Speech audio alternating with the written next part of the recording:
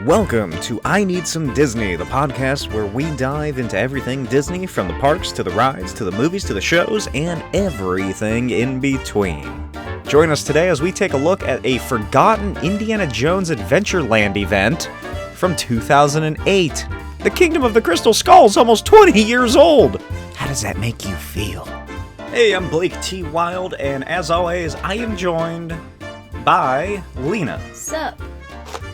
She has a cup of Starbucks coffee this episode. What is that you got? Oh, it's the sugar cookie latte. Blonde espresso. No, it's Oat the milk. sugar cookie almond milk latte. How do you read? How could you not read that? It's abbreviated. ICVTSGRCALML. I'm gonna unknowingly be connected to some sort of like Chinese spy network after reading out that code. Anyway, let's get into this. I'm sure you're unaware of this. There was a new Indiana Jones game that just came out this month, at the time of recording, December 2024. It's under great reviews. It's seemingly a great game. I'm looking forward to playing it. And there was also a recent Indiana Jones film, Indiana Jones and the Dial of Destiny, seemingly the very last Indiana Jones film there will ever be. And we both enjoyed that. We're both big fans of Indiana Jones. I mean, I love him, but I'm not obsessed. I also love him, and I was very obsessed as a child. I had all of the toys that came out around Kingdom of the Crystal Skull. I had the 12-inch figures, the 3¼ inch figures. I had all the World War II figures that from like other brands for him to fight the Nazis with. I loved it. I don't know where I discussed this at on my channel, Smokey's Videos, but you know how there's that joke about how middle-aged men have that World War II obsession phase when they, like, turn 40? I went through that when I was, like, 10. I went through that when I was in 7th grade, so I don't think that's a middle-aged Obsessed with World War II? I was obsessed with World War II and finding out all the facts. Then what happened? What do you remember any of it? I do not know how to keep an accurate timeline in my brain. Oh, That's my issue. I need a visual. Actually, under my desk, I do have a container that is shaped like a World War II bullet casing box full of World War II documentaries that I would watch. I didn't waste my time with documentaries. Wow. You haven't even seen Saving Private Ryan. I've never liked watching documentaries, so that's just me. I didn't even like the animal ones. I did kind of like March of the Penguins, though, but that's because it was penguins. So, anyway, both big Indiana Jones fans. And that... I lost train of thought. I was thinking about Indiana Jones shirtless. I was thinking about World War II. Anyway, there was a new Indiana Jones game. There was a new Indiana Jones film kind of recently. So this episode, we are talking about the 2008 Disney Adventureland event, Indiana Jones Summer of Hidden Mysteries. Brat Summer? No thanks. I'll take an Indy Summer of Hidden Treasures, or of Hidden Mysteries. Brat Summer's still fun. No thank you. I'm all about Indy Summer. Do you even know what Brat Summer is? No. You basically live it. What does that mean? What is it? It's like living unapologetically. Oh, I'm an Indy brat. Yeah. So, this was like I said, Indiana Jones Adventureland takeover. Is Adventureland a thing at Disney World? Don't quote me on that. I haven't been there in a long time. Let's check the map. I haven't. Yes, it should be. It would be weird if it wasn't. I get them confused because I've been to both so many times. So funny. The whole time we were in Disneyland, I was like, let's go, it's this way. And then I realized I confused Disney World with Disneyland, and it got us a little lost to where we had to pull out the map. Oh, yes, there is an Adventureland. See, but look how different the map is. Like, that's why I kept getting lost. If anybody's wondering, Jingle Cruise is still, it's at 75 minutes wait. This, I'm pretty sure, mainly happened... Yeah, this was only at Disneyland. They could have... I could have just looked at the image I have on my screen. It literally says Disneyland right there. No, it doesn't say that. It says only at Disneyland. So, now that we got that sorted out, anybody watching the video footage of this, you'll see the images popping up as we continue. That's really small, though. I barely even saw that. Well, I'd assume that this was like a big image, a big poster that they had set up or something. Indiana Jones Summer of Hidden Mysteries. Like I said, it came out corresponding with Kingdom of the Crystal Skull. So it ran from Where was it? I had it on here somewhere. It ran from May 22nd to Labor Day 2008, so the whole summer. I'm taking this from an article that you can find in the description. There were 12 things from 4 different Indiana Jones movies that you could find on the Jungle Cruise, alongside an Indiana Jones photos booth that you could take a picture at. The tour guides might have said something on the tour for Jungle Cruise. And there's also a map with clues in it, in the brochure that you could grab related to this event, that you could then spot hieroglyphics from around Adventureland and try to decipher the message, which said, to survive the Temple of the Forbidden Eye, beware the eyes of Mara, which of course is the Indiana Jones adventure ride. That's the whole crux of it, is that he is in the Temple of Mara. Okay. And that is what that giant statue is. That's why he says don't look in its eyes? Yeah, sure, of course. Everyone on that was paying attention to that. I can't believe you didn't... I was just there for the thrills. I wasn't paying attention to the storyline. I was there for both. And I felt sick after we got off. I was very dizzy for the rest of the night after we got off that ride. Yeah, really rattles your skull. Your crystal skull. Ooh. Ooh. Okay, so there are a couple of little write-ups that they had, some copy, if you will, for this event. The first one was, grab your trusty whip, dust off your favorite fedora, and put on your leather jacket and prepare for adventure. It's time for the Indiana Jones, trademark, Summer of Hidden Mysteries at Disneyland Park. Discover something strange and sinister afoot in the heart of Adventureland, not far from the treacherous Temple of the Forbidden Eye. So that's one.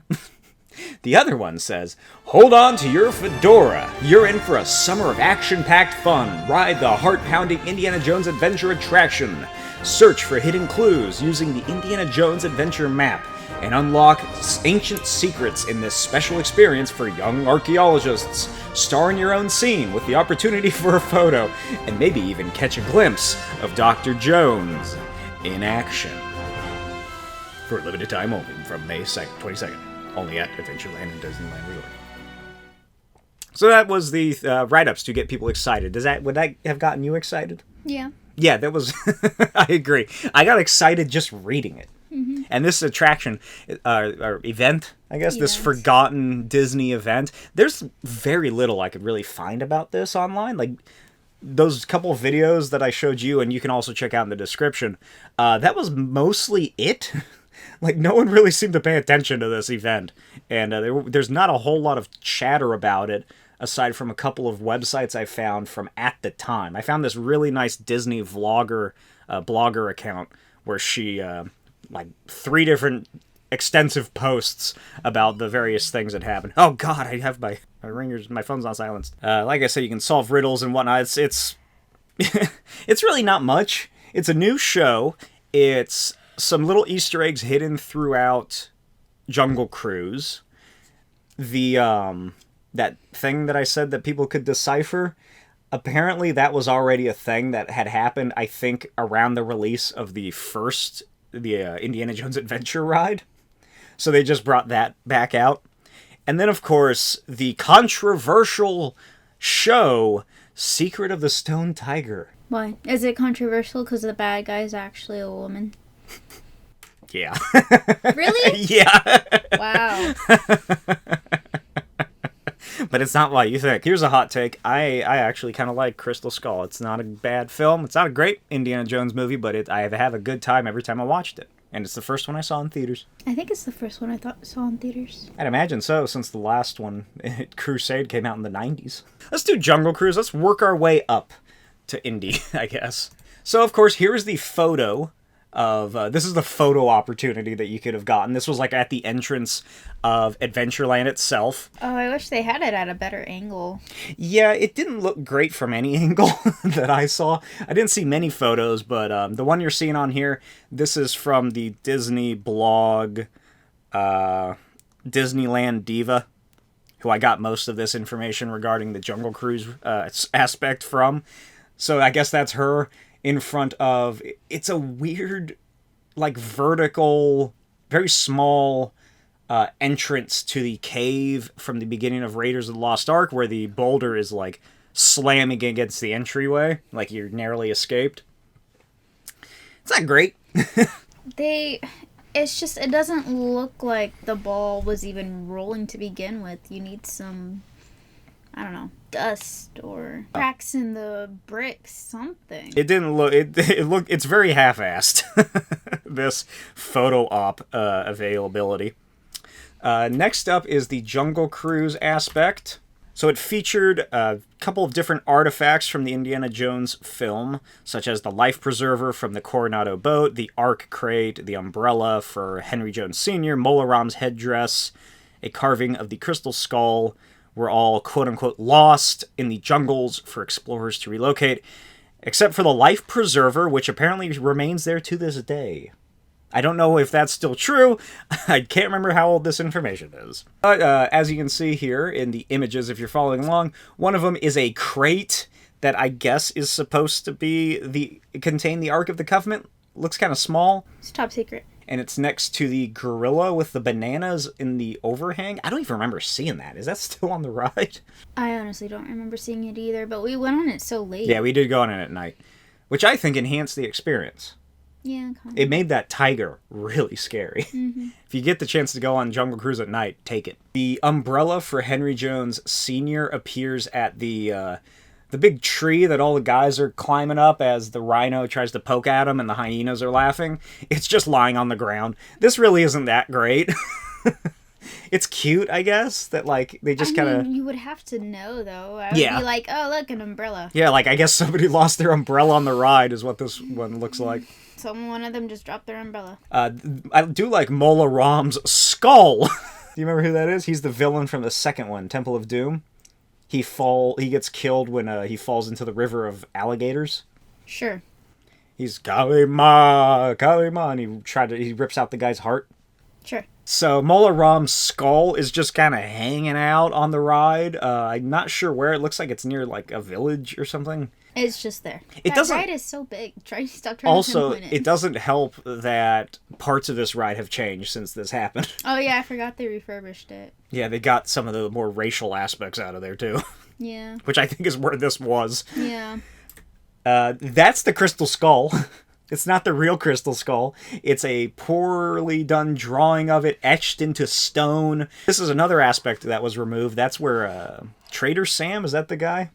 Oh, the guy with all the heads? Yeah. Yeah. With the shrunken head man, I believe is Sam. He just had a tablet with an etching of the crystal skull on it. These clues suck. Yeah. That's what I said, right? Ugh.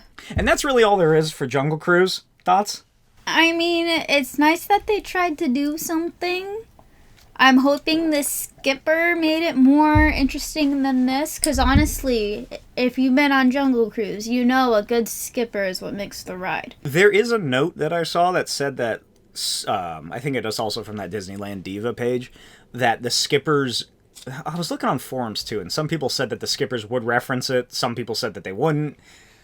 So, I... looked and looked and looked. I was searching high and low for a video recording of this time period from the summer of 2008 for hoping that somebody would film the Indiana Jones ride, or the Jungle Cruise ride with the Indiana Jones junk in it. And I couldn't find anything. Well, you gotta remember, back in that time, that precious time of 2008... You recorded just for our families, not social media. Well, there's people who are there's obviously a bunch of recordings. Yeah, somewhere hidden. Just they're on family videotapes. If somebody's listening who took a video camcorder on the Jungle Cruise ride at Disneyland sometime over the summer of 2008, please digitize it or send it to me, and I can finally witness what it was like to go on the ride and see if any skippers actually made reference to these tiny little items hidden throughout the ride, because I don't think that they did. So this takes us to the main event of this whole thing, the whole shebang, if you will, and that is the Secret of the Stone Tiger. This took place at the Aladdin's Oasis storytelling show, which is what it was before. Where even is this? I have no clue. That place is so small. So what this was, the Aladdin Oasis storytelling show is a little outdoor venue where they had the giant statue, or what's the cave? The Cave of Treasures or whatever? Yeah. I don't know. I've never seen Aladdin. It was that, and I get they did some stage show. I didn't look up the Aladdin thing. I didn't care enough. But apparently, seemingly it shut down, or they just had it sitting around for a while. And it was given an Indiana Jones overlay, quote unquote, becoming the Secret of the Stone Tiger stage show. And by Indiana Jones overlay, I mean that they set up a couple of tents. They put vines and stuff around it, because I assume that they tried to make it look more jungle-y. Because I do like, they try to make a cohesive story for Indiana Jones at Adventureland, funnily enough. They try to have some continuity going through this. Like, this is an actual adventure Indy's on, and all of this that is occurring ties into one another. You find anything? No, and they must have... I have no idea where you'd put it. Where's that tower? If you can figure out where that tower is that Indiana Jones climbs at the end, that could help. Oh! Is this where the tropical hideaway is? Over here? That's the only thing I can figure is where... That's what I was thinking, yeah, it must be over there. Because I just looked up Aladdin's Oasis, which I assume it's connected to, and it says Aladdin's Oasis was a restaurant and entertainment space in Adventureland. So it must have been right there. It also replaced the Tahitian Terrace. Oh, yeah, there it is. In 2018, Jesus. It was announced that Aladdin's Oasis would be replaced with a new restaurant named the Tropical Hideaway. We did it! We solved it! Everybody getting angry and upset about us, leaving comments. We did it. Ooh, they sell Dole Whip there. Yep, because here's a photo of the Cave of Wonders is what I was trying to remember. Yeah, so it was at the current day event, or current day location of the Tropical Hideaway, which is something we didn't even glance at. I thought it was a ride or something. It was kind of hidden. Mm-hmm. Almost like a hidden mystery of summer. Hidden mystery of summer? No, that's where they're hiding all the Dole Whip.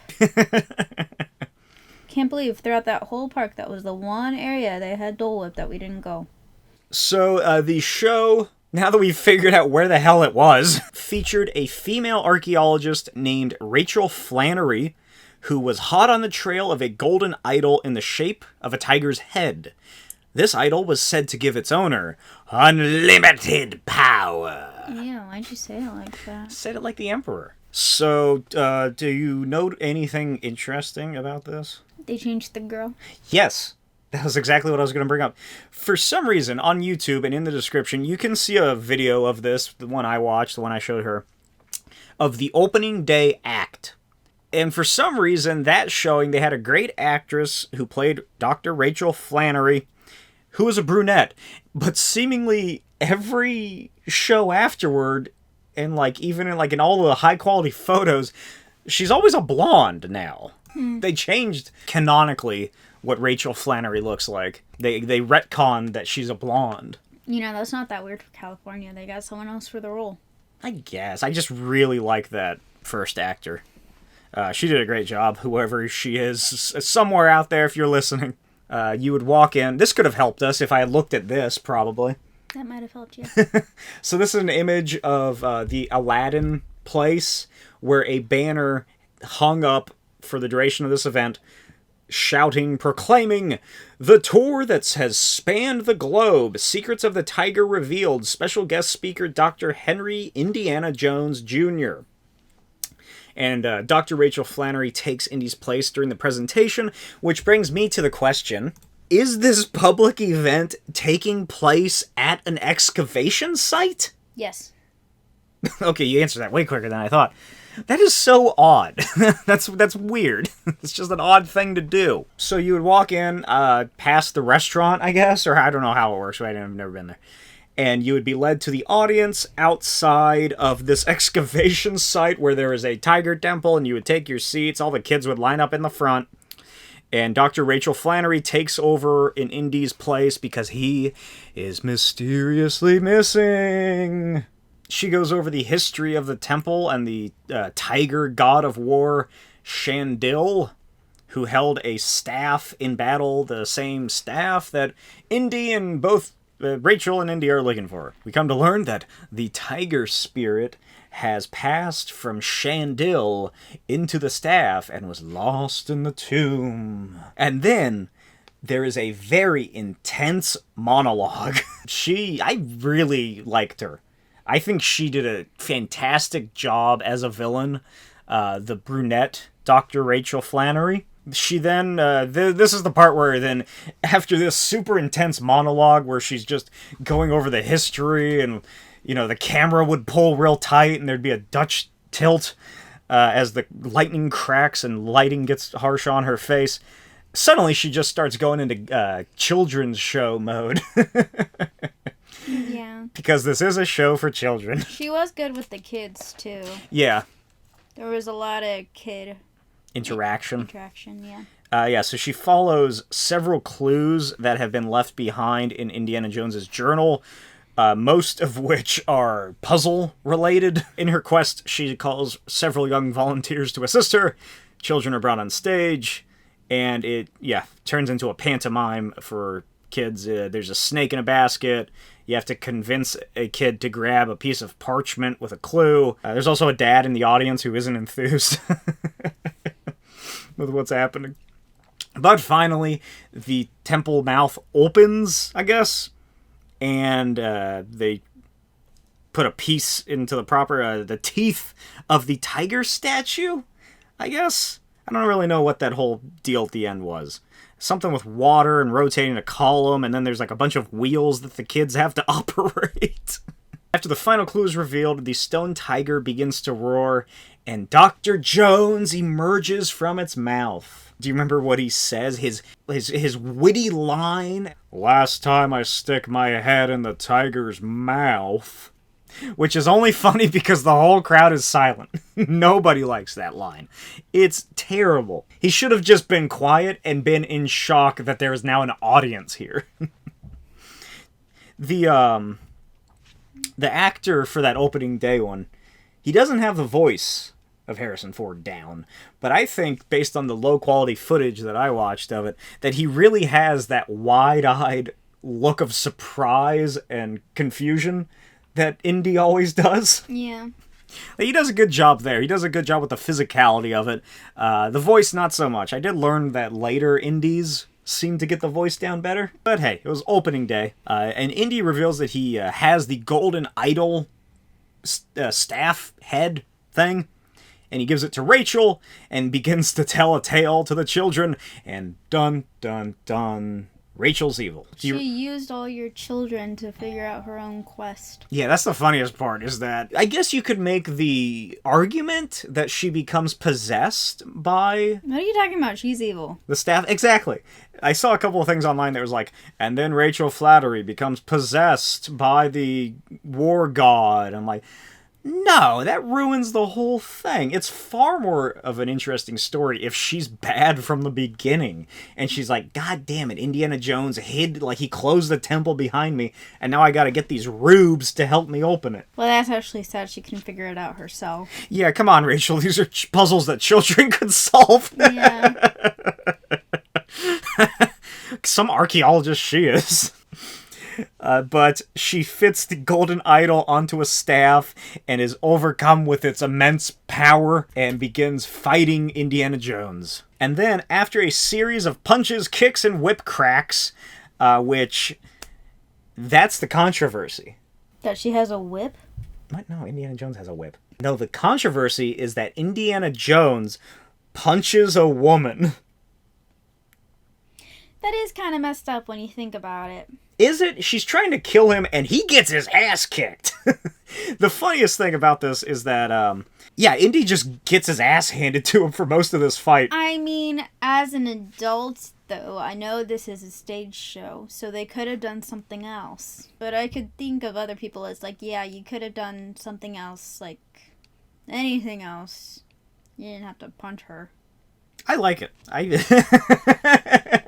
See, when you put it like that, that makes you sound like you support domestic violence. I never said that. I will note that That's it is... why they have a problem with it. No, it's people complaining about Indy not punching Nazis and instead punching an evil, crazy woman who's trying to kill him. It is funny that the crowd does go completely silent during his first, punch that he sends to her. There's also a couple of people who laugh as well. It turns into, In the one we watched, I don't know if they were doing this on purpose or not, but you could, since it's, of course, a stage fight, you could see him actually miss.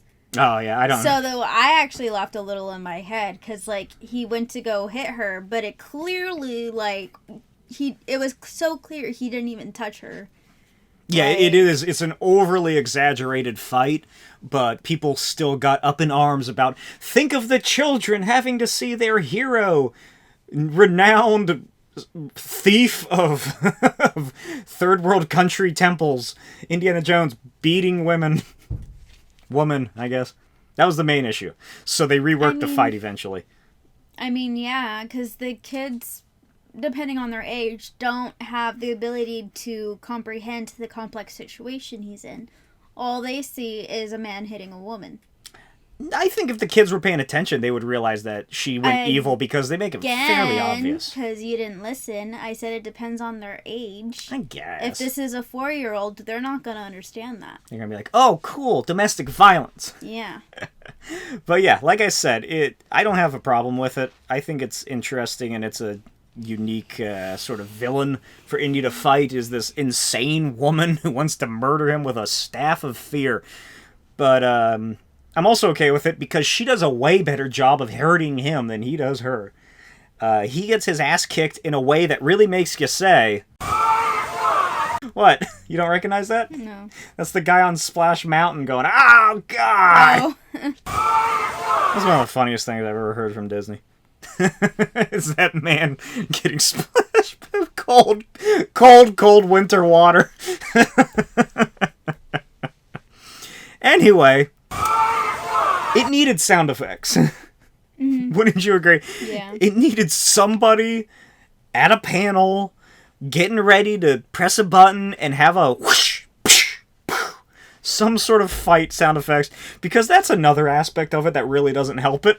It's already very exaggerated fight choreography, is the fact that there are no sound effects. There's not even any snake sounds, like when they bring out the little basket. Yeah, there is. Is there? Yeah. Oh, I didn't think there was. Maybe I just didn't hear them. It was very quiet. Oh, I guess. But yeah, eventually, I forgot to note, she shares a similar fear to our one Dr. Jones Jr., and that is a fear of snakes. She freaks out when a snake is placed behind her by, I think one of the Aladdin assistants gets a kid from the audience to put, the snake basket behind her from earlier in the show. And what happens? She just screams. Yeah, she screams and that should be more sexist than anything. It's the woman, eep! Like she's seen a mouse in an old Tom and Jerry cartoon, and does she throw the staff up in the air and Indy grabs it or something? Don't remember. I can't. That's what I'm picturing in my mind. I can't remember. But Indy recovers the staff. She fights it off of him, tries to at least, and they work their way back up to the tiger mouth, where she then falls in and is trapped because Indy steals one of the stones that is needed to reopen the cave. And, there she dies. Which I suppose you would want her to have been the villain the whole time if he is condemning her to death like that. Yeah. Rather than she got possessed and could have been better. I think everybody's favorite part of this is when Indy quickly gathers his belongings and rushes off to that tower thing that's off to the side. He also grabs an old map, and supposedly it's going to lead him to the Temple of Mara, whatever that is, as he says, and then the crowd laughs and he leaves. You know what's interesting is that I guess the third Indiana Jones film, she's not really a full-on antagonist, but technically still so, because she's a Nazi. Indiana Jones 3, and especially Indiana Jones 4, both have Indy fighting women, or women antagonists. Well, some women are just bad. Well, yeah, I'm not. I guess, yeah. I think I'm saying that more in like respect to Dr. Rachel Flannery herself as a character. Is like why did people get so? I don't remember ever hearing anybody get up in arms about Kate Blanchett's character, the Soviet woman in Indiana Jones 4, especially when Indy's fighting her. I guess because they don't fight hand to hand. This was for children, though. Well, so was the movie. No, it's... Blake, you can't be that close-minded, can you? I'm just saying. They said this was especially for young children. I guess, but... They never say that about the movies. Yeah, it's but not like they're rated G. Well, that also brings up the age rating, which I don't know if that was really a thing during those films. But, like... The Indiana Jones films, they're violent movies to begin with already. They're, you know, it's not hard-rated violence, but he's still shooting people, and a guy gets his entire torso ripped apart by an airplane off camera in the first one. But yet it still tries to be a kids, like, franchise. Especially with this. And then when they try to take some of those aspects from the films and put it into a live performance of a character whose identity isn't like a full-on like kids show character, then people get upset for some reason. I don't know. That's just me. I just think it was ridiculous. The uproar apparently that made Disney change how the show works after an article complaining about the male-on-female violence seen at Disneyland by the or within the Orange County Register. Apparently that was whatever source. The show was altered so that Indy would no longer throw any direct punches at the woman, Dr. Flattery, and he would simply dodge. The show was left looking awkward and choppy. Fans also know... This is ridiculous. I forgot about this note. Fans also noted inaccuracies in the recreation of the Indiana Jones costume. Yeah, so... For the stage show. So this leads us to Random Acts of Indy. This would happen shortly after the Secret of the Stone Tiger show. Indy would then emerge out onto the crowded streets of Adventureland. First, he would appear atop of a rooftop for the Jungle Cruise, where he would fight a character named Desert Hawk. Is his code name, I guess? Or his name on the streets? This is what he mostly looked like, I think. Which is a bald man with a long goatee who kind of looks like Jamie Hynemann from Mythbusters.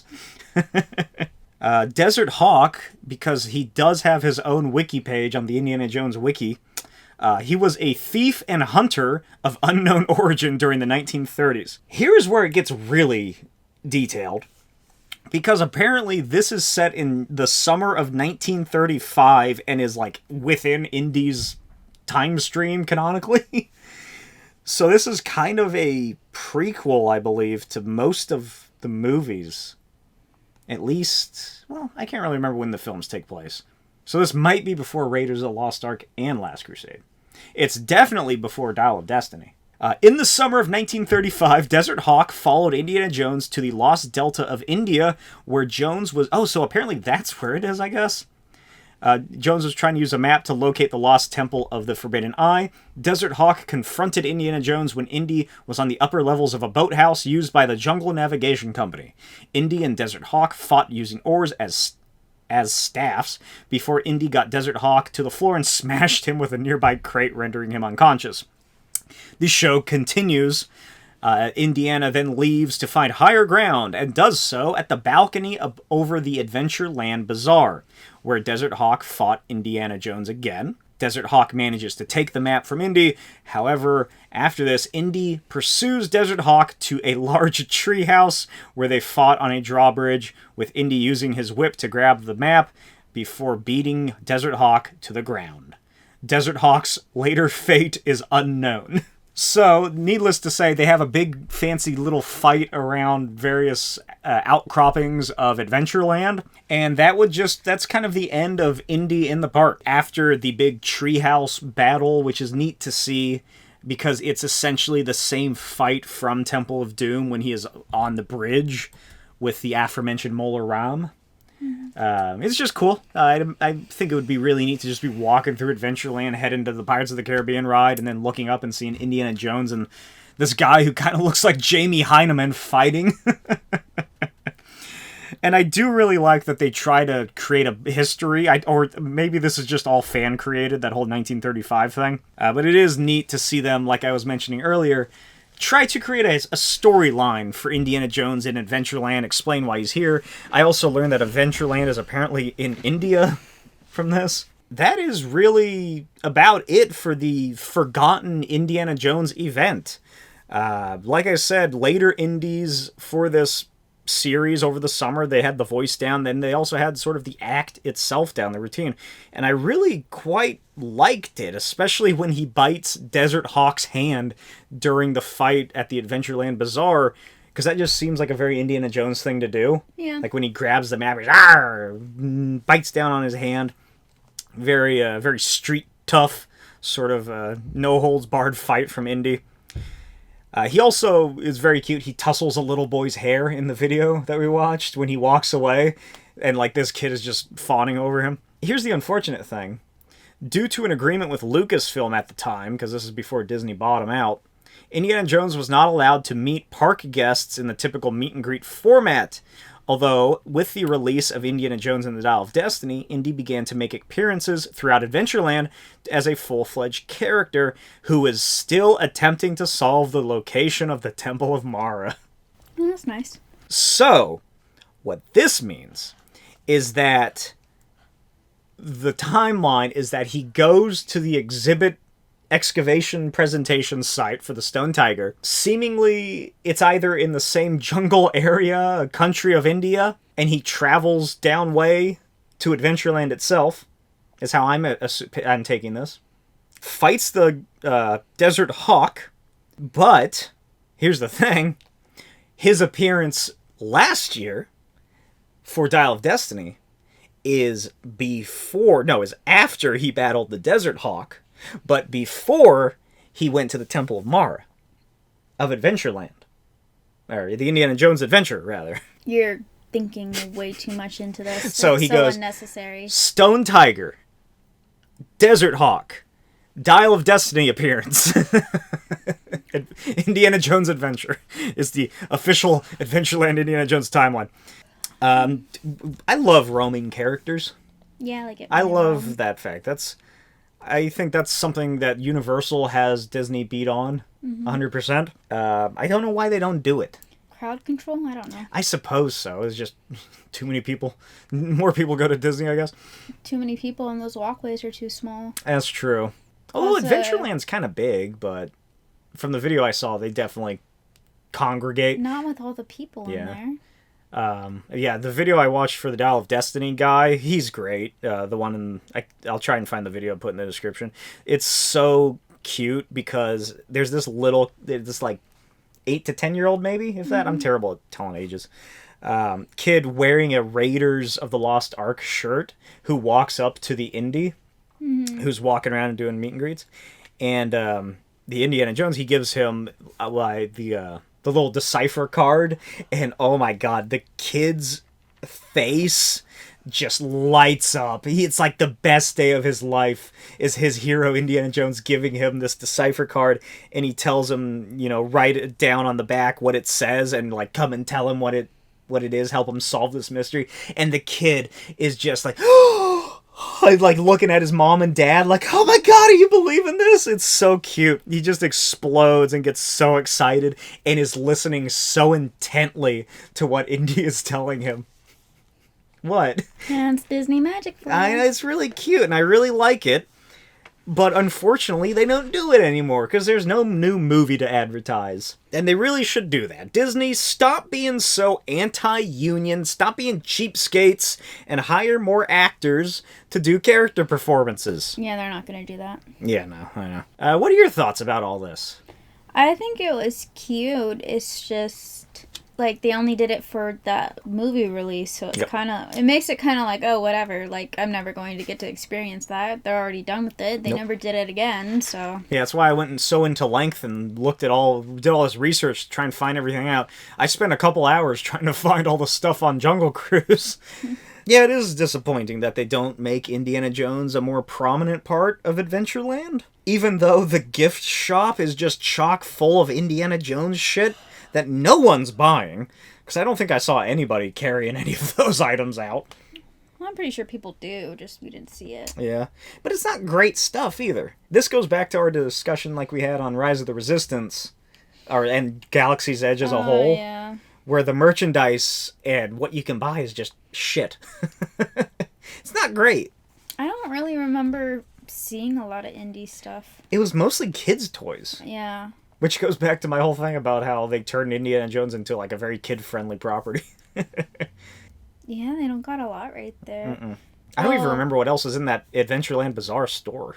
The Indiana Jones stuff was the only thing I really paid attention to. I think it was the same stuff throughout the entire Probably, park. yeah. That was a big issue that I discovered, is that all the stores have the exact same junk. There's no proper theming between the locations. Yeah, it was weird. Like, I don't know if they changed it, but I remember, like, you would go into, at least in the different lands, they would have different things. And I remember all the main stuff being in the main stores down Main Street. But this time we walked into every store and it was the same stuff over and over again. Yeah, I didn't like it. Not a fan. Not a fan. I wonder if the Haunted Mansion gift shop, something I was unfortunate enough not to experience while we were there, do you think that's solely Haunted Mansion stuff, or do you think they already... It's supposed to be. I'd hope so. But then again, some of them do a really good job at staying on theme. Well, like the Galaxy's Edge ones. Yeah. Well, they kind of have to. That's the whole point of Galaxy's Edge. Whereas all the other ones are like, you're in the frontier, but you're not. Buy these Crocs with Stitch on them. I was going to say the Pooh shop was really cute. Oh, yeah. Yeah, Pooh shop. But that's... That's odd. That Pooh's Corner and Galaxy's Edge are the most highly themed Well, in Tomorrowland. I guess. What did Tomorrowland? I think had more or less the same stuff as the rest of the park. It still had more like It just had heavily more Space I guess Mountain so. stuff, though. Yeah. It was a pretty big store, so I don't... Yeah. They should sell like space age food capsules or something. That are like little pastes that you can eat that taste like Dole Whip or churros. Disney, I'm giving you all these ideas. I'm pretty sure they have frozen, like, space food. No, I don't want it as frozen. I want it in like a toothpaste tube. They're not going to waste money on that plate. Any final thoughts on anything Indiana Jones related? No. Anything stood out to you? Is there any part of this that you wish that you had experienced? Maybe the Jungle Cruise. That would have been fun. It would have been fun if they had specific lines for each thing. So that brings us to the end. Of course, it's time to try some trivia again. You think we'll get any answers right this time? So our scores are currently at 3 for 3. We both did not pass any questions last time. I guess I'll go first. Would you like to read me my question? What? Oh no. If you don't know it. In the former attraction Astuster computer What? review.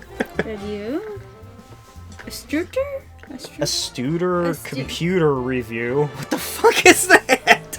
Fan favorite character Early and Pearly were beamed into what electronic device? A computer, a boombox, a keytar, or a synthesizer? I think she had a stroke. What is this? Fan favorite character Early the Pearly? Pearly, yeah. I guess it's they got sent into I want to say they got sent into a computer, but I feel like it's a trick question. I'm gonna say they got sent into a computer. Oh, thank God! What is this? Oh, it sounds like an Epcot show. Once inside, Early would show you all about how computers at Epcot work. Though it's safe to say that Early would have a lot less room to move around in today's modern machines. The fuck is this? Alright, you ready for your question? Sure. The Medici Bros Circus is made up of Max Medici and his brother, who goes by what name? Giuseppe, Junior, Jumbo, Geppetto. What? That's from Pinocchio? That's from Pinocchio. Which one are you going with? Oh my gosh. I think I know it, but, like, I don't know. I want to say I might know it. Giuseppe? Oh, thank God. God, we're tied again. Now we are 4 for 4. In the new live-action reimagining of Dumbo, how old are these questions?